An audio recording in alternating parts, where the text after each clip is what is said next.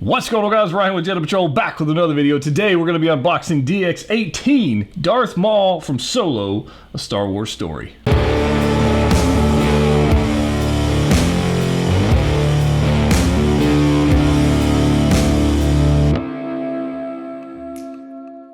That's right, guys. Ryan back with another video today. Super excited about this one. Been pretty stoked about this for at least a week, because honestly, when it was first announced in the promo photos, you go back and check 6 Scale News, way back when they were releasing photos, I thought the outfit looked a little poofy. So here it is. We're going to make a final judgment on it because Darth Maul is one of my favorite characters in Star Wars.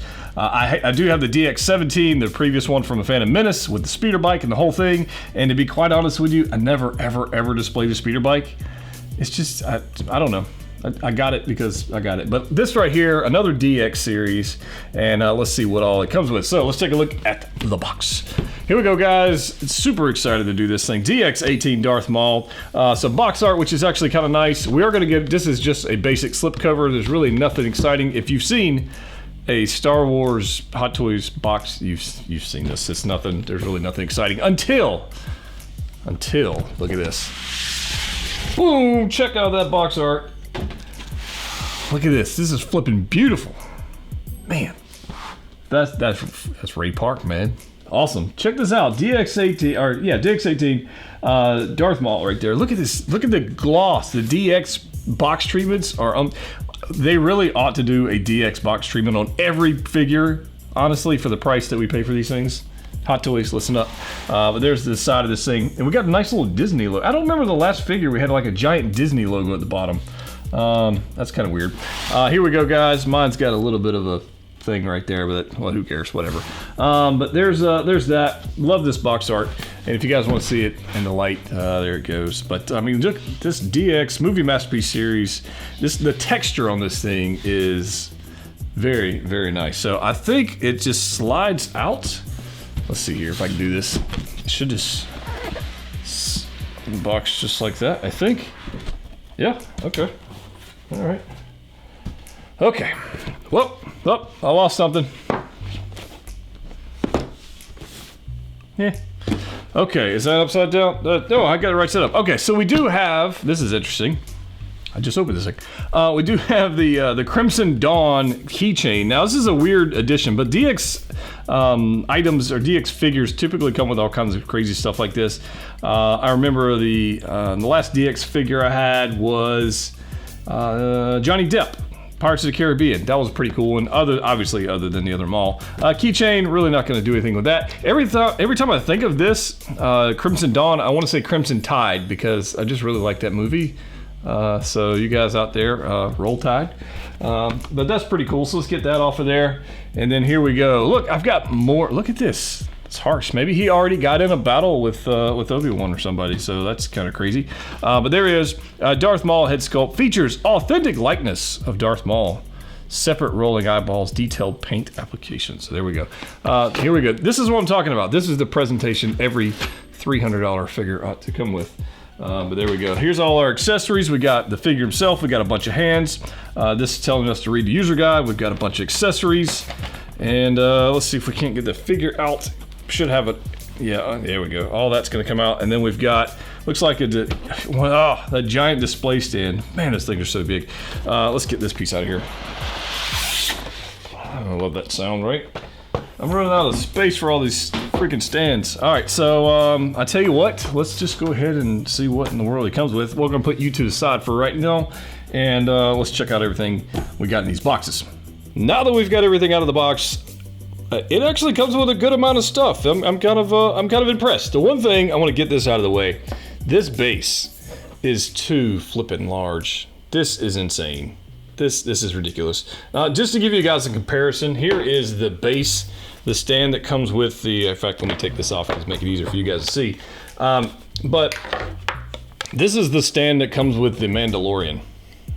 Like that's the Mando stand. This is Maul's. This is humongous. There's absolutely no reason to have a stand this large. I don't know. It is what it is. I guess I can complain about that, which I am. It's pretty much the exact same stand we got with the previous version, other than the application here is a little bit different. It's okay. I mean, there's nothing really crazy going on there. There's really nothing to write home about. It says Darth Maul right there with the metal nameplate. It's okay. It's just too flipping big, so that's my gripe about that. We do get a dynamic posing flight stand, so that's fine. Clamps, normal clamps. You guys seen these before, nothing exciting there. This is actually new. So this is his chair, his bench, if you will, his throne. And it actually is done pretty well. This is definitely sculpted, but you can see the texture going on here. You can see it in the grid pattern going on here. It looks like an actual garment, and the multiple layers of paint. I mean, look, make this thing look very, very nice. It's got a gray, reddish hue to it, maybe red in the shadows, and most of it's like a whitewash of a gray. But I really kind of like how they did this. I wasn't expecting it to look as good as it does. I guess I wasn't a little shocked by that on the pillow top part. I kind of dig that. On the back, on the sides, you got some nice little gears and whatnot going on here. On the side, you got some more greebles going on for his bench, and I think they did a fairly good job. The paint app is not flat. I don't know how it's coming across on camera. There is some slight texturing going on right here and here, and some weathering going on in the pipes. And I think they did a pretty good job with this thing, so I'm not mad about it. I am happy they got a little rubber or a soft material so it doesn't mess up a table if you're going to put it on a table. That's a nice touch. They didn't have to do that. They could have just made it, hard plastic. But this has got some weight to it. It's nice. It's definitely not going to fall over, I don't think, once you get them on there. So it's nice that this actually feels substantial for the price of the figure you're paying for. I kind of like that. It's pretty nice. So there's that. We do get his saber hilt, which is definitely different than the previous version, as it should be. And it's very nicely done. There's definitely some shadow and some washes going on around here, which looks fantastic. I mean, it's Hot Toy saber. I mean, you would expect this. I would love for these things to be die cast one day. I think that would just be an awesome touch. This is definitely not, but I think that would be pretty sick to do. Now, if I wanted to do this, I actually have his saber from the Phantom Menace one, and obviously it's split because this one actually comes in half. If you want to do this with the Phantom Menace one, please get the double blade going on here.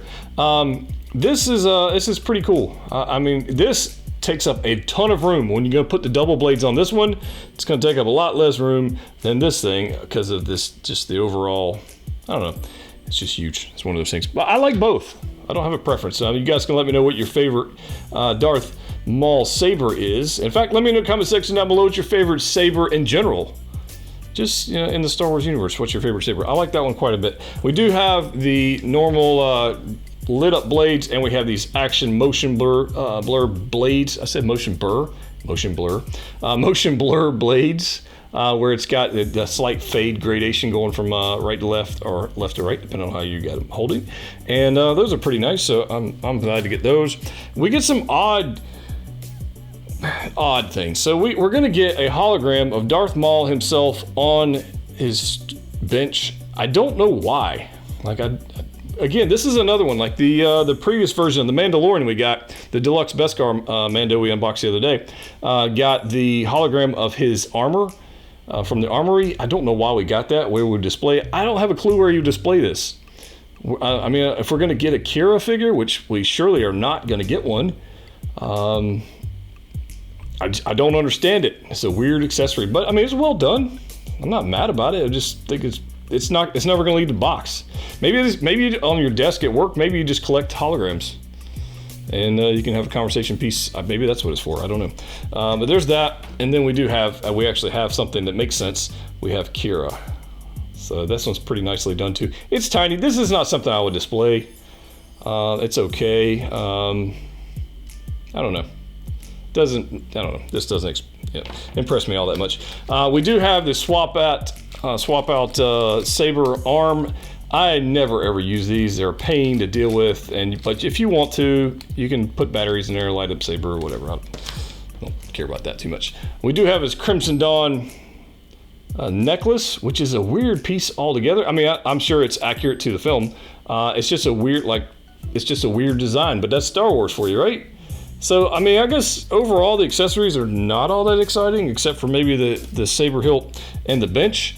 Yeah, you know, it is what it is. We do have some hands. We've got a couple fisted hands, or saber holding hands, sorry, saber holding hands right here. Those are okay. We got some force wielding hands. I mean, we literally saw him do nothing in the film. So you really got to tell your own story as far as the accessories and how you want to display your Maul figure. Here's some just open hands right here. And you got to kind of make it up as you go along, because he literally, what did he do in the film? He did this. That's what he did in the film. So, yeah, you know, I don't know. But it's Darth freaking Maul, so let's just go ahead and get to it. Let me get this out of the way.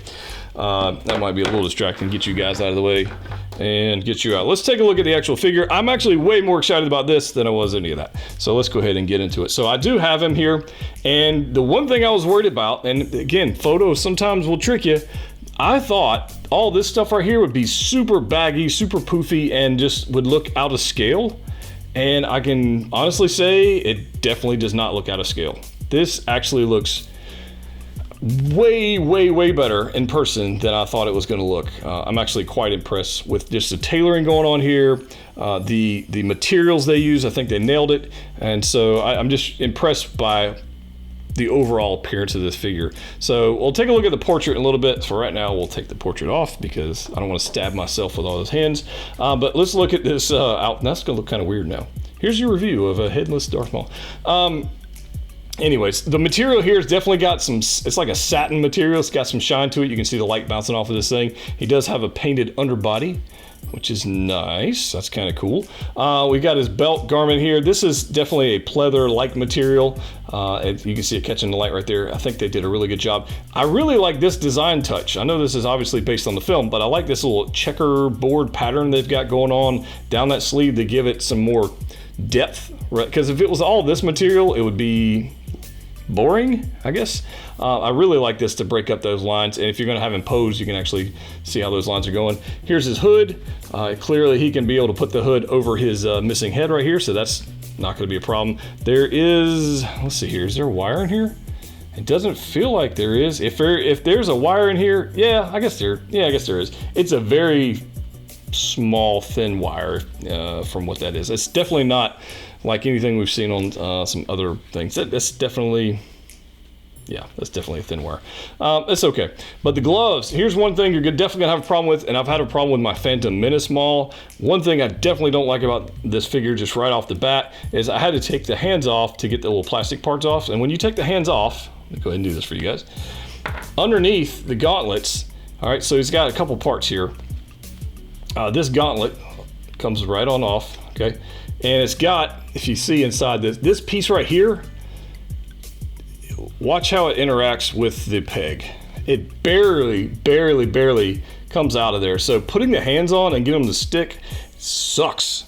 In fact, on my Phantom Menace Maul, actually that's a separate piece. I actually took that piece off completely, and I just have the gauntlets on there because it was starting to flake. And that really bothered me. I wasn't a big fan of that. But just beware if you pose this thing up. This little bit of pleather will cause the hands to pop off, and they're kind of a pain in the butt. So it just is what it is. But and just you do this enough, and you find stuff like that, it just drives you nuts. So there we go. So I got a hands down here. You guys aren't here to look at all that. We've got a garment down here. All of this is wired. These tabards are wired, which is nice. Nice little satin sheen going in here. But here's what everybody's here to see. Everybody's here to see the freaking robot legs. Look at these things. This is, honestly, guys, I literally just took this guy out of the box, so this is my first look at him. Let's get these garments out of the way. Get you out of the way. But look at these things. Dude. Hey, look, still have that in there. Look at these things. That is awesome. They did a really good job with these legs, guys. This was the reason I wanted this figure. This is my Clone Wars Maul before we actually get the Clone Wars Maul. And yeah, I really quite like this quite a bit. Look at all these little hoses. Like back here, how this, if I move that up, how the hoses move. Oh, dude. What a cool piece of engineering they've got. Now, that's a ball joint. You can see it right there. It's ball joint, so you can go either way you want. If I flip this guy upside down, look at all the detail Dude. This makes all the other accessories that aren't that awesome. You just forget about that stuff when you get cool stuff like this. This is freaking sick. They did a fantastic job. The patina on here, you can see this is definitely weathered with the hydraulic pistons and whatnot going on here.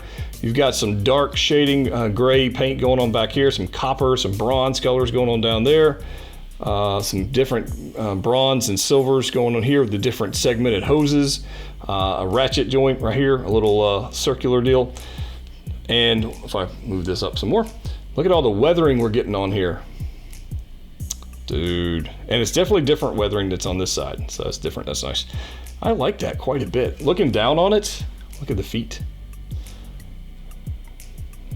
This is awesome. So we've got some toe articulation, so that's nice. Is that individual? Oh no, it's just one piece. Okay, I can't tell. No, it looks like it's, let's see here, is that two pieces? Nope, I'm not gonna try. I think this is all just one piece. Toe articulation is gonna be fantastic for stability. The joints are definitely right here. That is definitely tight. If you get that in a pose where you like it, I feel like it would support the weight of the figure, which is nice. And then I feel like this is not super loose.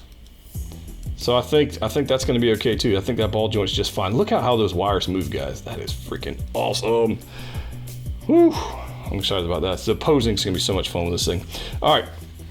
Range of motion. Before we get on to taking a look at the portrait, everybody wants to know this thing. We're gonna have double jointed elbows, which is the main reason why I support this version over the Clone Wars version. The Clone Wars version comes with the shirt off option, but he's got single jointed elbows, and I think that is a huge fail for that figure. I'm obviously gonna buy it anyways, but I think it's a huge fail for that figure. Having double jointed elbows for a fighter is just, you gotta have it. You gotta have it. So up here you do have some movement on the neck, but not a whole lot, guys. I mean, there's like, you're not, it's mainly, actually, I take that back. It's actually just with the torso moving. So the neck doesn't really want to move a whole lot. So there's that. I'm not going to take all this stuff off to show you the undersuit of the paints, but you can see down there, definitely got that. If you look at the the Clone Wars model, you'll be able to see that a lot better. But I think overall that's pretty cool. As far as the articulation of the knees, I'm double jointed there, which is no shocker. It ought to be. It's a freaking robot leg. It should ought to do whatever the heck you want it to do. Going out sideways, let's see here. Oh yeah, we can do splits.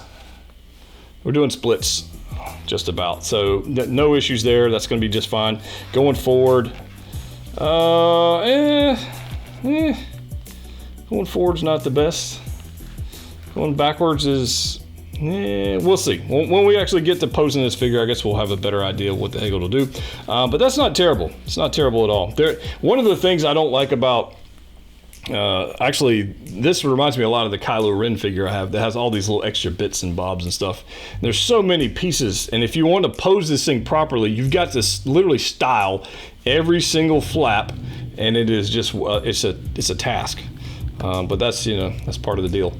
But I hope you guys are liking this. This is actually a pretty cool figure. Let's take a look at the portrait. I actually have 3 portraits we're going to look at. This is the one that comes with the figure right off the bat. So this is the Solo Maul portrait. You only get one, even though it's a DX figure, you only get one, which is a little shocking because with the DX17, we got 2 different portraits. So we'll take a look at those in just a second. But take a look at this right here. This screams Ray Park, 100%. No doubt about it, screams Ray Park. I think this looks freaking fantastic.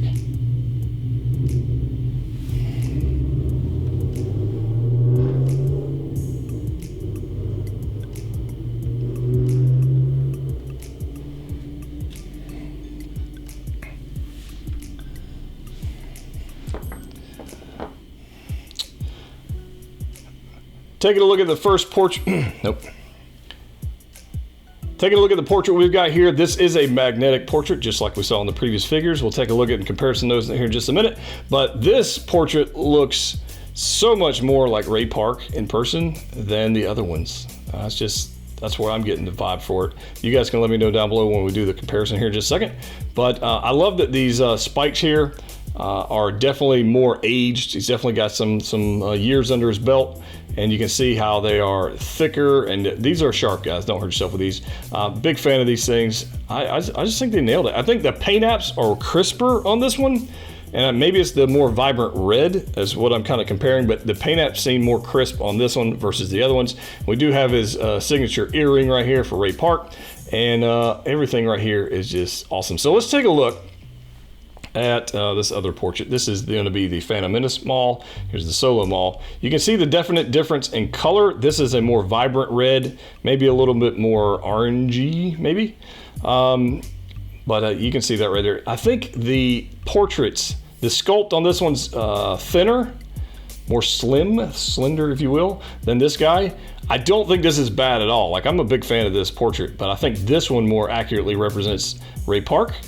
And so you got that going on. You know, that's that one. Then we've got the Screaming Sculpt from the DX17 as well. And you can, like, this doesn't really look like Ray Park. This looks like somebody's Darth Maul. This looks like Ray Park. And you can see the color differences in the paint. And I think I prefer the paint apps on this one, even though I do love this Screaming Sculpt. I think it's pretty sweet. One accessory you do need, if you guys ever get one of these figures with the movable eyes, the rolling eyes, you need this tool. And the way this tool works, it's got a little tab on the bottom. You flip this guy right here. There's you got your little joysticks, and you literally trying to do this in camera. You literally put those right in there, and you can use it as a joystick. That's how you do it. So if you're happy with it, comes out of the box just looking straight, then your best case scenario is to leave it just like that, because otherwise you'll have him cross-eyed and looking weird, and that's what it does. So I'll tell you what, let's get this guy in a pose and see what he can do. All right, guys, so let's take a look at these two side by side. We've got the Solo Maul coming up around the turn, and then we're gonna have the Phantom Menace Maul coming up here in just a second. By the way, what do you guys think of this pose for Solo Maul? I think it's I'm pretty impressed with it, gotta be honest with you. But I want you to take a look closely at the actual fabric and garments and the details on the Solo Maul. There's those robot legs, which are looking pretty awesome compared to the regular legs that he still had in the Phantom Menace. So they're definitely different figures. But take a look at the materials of the garments. So this guy right here, it almost, I know this came out a couple years ago, this figure, but the Phantom Menace Maul, as we follow this thing around, is definitely showing its age versus the tight, crisp, and I don't know, more tailored look of the Solo Maul. I mean, just look at this thing. It looks flippin' gorgeous. I mean, just take, here's what I'm talking about. If we take a look at here, we've got the belt going on here. There's a little bit of like satin look going on with the leggings going on there. And there's the legs again. But it's definitely different. It's definitely got a different look to it versus what we're seeing on the Phantom Menace Maul. And I really like the treatment they put on the arms of Solo Maul as well. And of course, going around here, you can see this is way more baggy. The material's definitely, it's a different style of material. I think it's accurate to the film, but it is definitely different. And I love this sculpt. This is obviously the Phantom Menace sculpt right here with the magnetic attachment you can apply either figure on. But if we scroll this across, we're going to see the Solo Maul one coming up. And I think this is a better likeness of Ray Park. I mean, just hands down a better likeness. And I mean, it's just a beautiful figure. And I said this earlier. I think I said this earlier in the video. Honestly, I think I prefer the Solo Maul, and I didn't think I was going to. I really didn't. I'm actually quite shocked about that. But if you want to pose both of these side by side, kind of like what we did with the Mandalorian, you can absolutely do that. I've got one in more of an action pose and one in more of a stoic, I'm getting ready to go Sith on you pose right here with the Phantom Menace Maul. I think there's a place for both in your collection if you already have the Phantom Menace Maul. I think there's a reasoning behind it. But if you do not, then I wouldn't chase the Phantom Menace Maul. I would just get the Solo Maul. I mean, look at these things. 100% on board with these robot legs. It's the Clone Wars Maul that we want, but we don't quite have yet. And it's got better articulation than the Clone Wars Maul one's gonna have. And I'm pretty stoked about this. But I want to give these guys, we're gonna do maybe one or two more poses. And we'll see what we can come up with. But what are you guys thinking so far? Are you liking this thing? Are you not liking this thing? Let me know. And let's get on to the next pose. All right, so I know everybody wanted to do a pose of him sitting on the bench. So I figured, you know, why not? But I didn't want to do the same pose pretty much everybody's doing when he's sitting down, kind of, you know, calling out for his saber. I wanted to do something a little bit more menacing, if you will. And I kind of like this one. So I've got him sitting down. Now, I will tell you right now, I mentioned this earlier, I absolutely flippin' hate the little pleather wrist cover things. I hate them. The hands don't want to stay on. If you move the hands ever so slightly much, they pop off. This is the reason I removed them from the previous Maul, but it appears that on this one they're attached a little bit better on the gauntlets than they are on the Maul, and I just can't stand them. So if there's any gripe I got with it, it is definitely that. I'm not a fan of that whatsoever.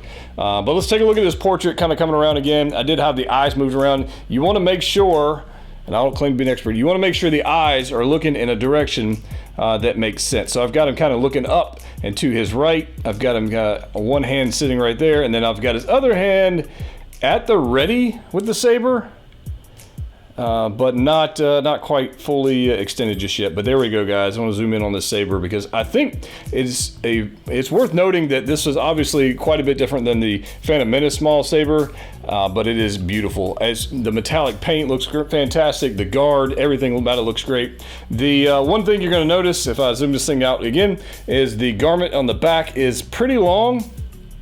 So you're going to have, if you got them sitting down, you got to take a minute to kind of futz with that. But I think the bench is nice. But I want to take just a second and take a look at these legs one more time, guys. This is why, specifically the legs, why you should pick up the Solo Maul versus the Phantom Menace Maul. The feet. The legs, the design on them, everything about them is just absolutely beautiful. And there you go. Now, I will tell you that having posed this guy up here on the upper tabards here, those being a satin material, if you move that arm, if you bunch it up a little bit, I think you're going to end up seeing creases in that material, and that may be something you don't like. I love that tailoring they've got going on the arms, but that might be something you don't like. I noticed that when I was posing this one for this, I kind of had the arms moving in and out. I did have his arms raised above his head for a minute, trying something else, and I did notice that that material is going to bunch up a little bit and could crease depending on what how long you put it there or how hard you force it. I don't know. But look at this portrait, guys. Woo! Just admire that for a second. And that's the creasing I'm talking about right there. You can see it on the left. I don't know. I really quite like this figure. The only gripe I've got, honestly, is definitely the hands. If it didn't have those stupid pleather guards on the hands, I would give this a 10 out of 10. But for that reason, I can't give it a 10 out of 10 because it's just such a pain posing it. Now, you might pose this on the shelf and leave it forever and ever and ever, and that's fine. I don't do that. I typically move mine around, and at least once a month I'll change something, change a hand, change an accessory, whatever it is. I have no desire to display mine with the Crimson Dawn necklace. Don't care anything about that. I highly doubt I'm even going to use this bench because Maul is such a menacing, insert pun there, menacing character and an imposing character that having him sitting on the bench, to me, I don't know, we'll see. I don't know. We'll kind of see how it goes on. I'd love to see your guys poses for this figure. Let me know your thoughts on this review. If you are picking up the Solo Maul, which I would definitely recommend if you're a Star Wars fan, I think, honestly, this one is going to be superior to the Clone Wars Maul, simply for the fact, number one, robot legs, because they're awesome. We've got it on this figure, you can have it now. But two, the double jointed elbows is a must. And like I said earlier, the single jointed elbows on the Clone Wars Maul, I just think is just a huge fail for me as somebody who likes to pose their figures. But I mean, look at this thing. Woo! Just fantastic, guys. If you haven't already subscribed, please do so. Now's a great time to do that. If you haven't joined the Facebook group, please do that as well. We have day one figures coming very soon. We've got Iron Man Mark 21 Midas diecast figure just released in Hong Kong. We'll be here on Friday. Super excited about that. We've got Commander Cody coming. We've got, I'm thinking there's something else coming. Qui-Gon Jinn and something else I'm not even remembering. But anyways, subscribe if you haven't already. Join the patrol on Facebook. And as always, guys, click what you like. See you next time.